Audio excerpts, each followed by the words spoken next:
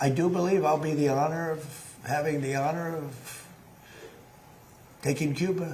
Iran மற்றும் வெனிசுவேலாவை தொடர்ந்து ட்ரம்பின் அடுத்த இலக்கு கியூபாவா என்கிற கேள்வி எழுந்திருக்கிறது. I think I could do anything I want with it. You want to know the truth? They're a very weakened nation. கடந்த ஜனவரி மாதம் வெனிசுவேலாவின் தலைவர் நிக்கோலஸ் மதுரோவை பதவி நீக்கம் செய்த பிறகு அந்நாட்டில் இருந்து கியூபாவிற்கு வரும் எண்ணெய் விநியோகத்தை தடுத்து நிறுத்தியது அமெரிக்கா. இதன் மூலம் கியூபா மீதான தனது அழுத்தத்தை அதிகரிக்க தொடங்கினார் அதிபர் ட்ரம்ப். இதனால் கியூபா மின்வெட்டுகளால் பெரும் அவதிக்கு உள்ளாகியது. நாட்டின் பழமையான உள்கட்டமைப்புகள் நிலைமையை மேலும் மோசமாக்கின.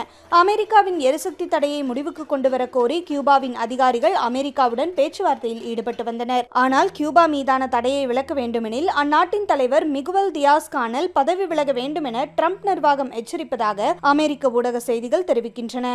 அதே நேரம் கியூபாவிலும் வெனிசுவேலாவை போல தலைவரை மட்டும் நீக்கிவிட்டு மற்ற அமைச்சர்களை பதவியில் வைப்பது போன்றதொரு ஆட்சி மாற்றத்தை மேற்கொள்வது குறித்து அமெரிக்கா ஆலோசித்து வருவதாக தகவல்கள் கூறுகின்றன.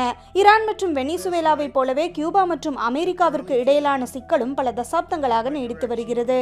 அமெரிக்காவின் முன்னாள் அதிபர் பராக் ஒபாமாவின் கீழ் இரு நாடுகளும் ஒரு சுமூக நிலையை எட்டிய போதும் ட்ரம்ப் ஆட்சிக்கு வந்தவுடன் நிலைமை மீண்டும் இறுக்கமடைந்தது.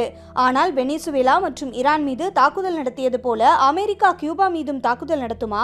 தற்போதைக்கு இரு நாடுகளுக்கும் இடையிலான சிக்கல் பொருளாதார ரீதியாக மட்டுமே இருக்கிறதை தவிர அது இன்னும் ராணுவ ரீதியாக மாறவில்லை. எனவே ஈரானை போல கியூபா மீது அமெரிக்கா தாக்குதல் தொடுப்பதற்கான வாய்ப்பு குறைவு என்பதே நிபுணர்களின் கருத்தாக இருக்கிறது.